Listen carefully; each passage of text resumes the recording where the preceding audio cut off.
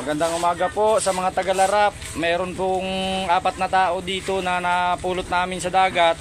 Sila daw po ay mga taga-Larap.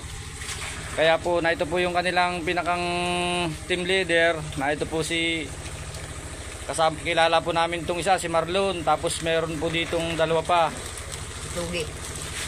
Nais ko pong ipaabot sa inyo na ito pong mga ito ay 2 araw na daw pong nasa laot. Nagpapalangoy-langoy. Ay napulot po sila ng mga tao ko. Ay nandito po sila sa akin sa pangalaga ko po.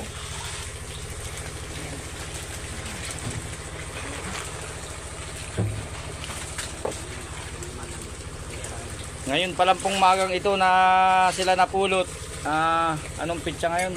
14. Pitsa 14 po. Alas...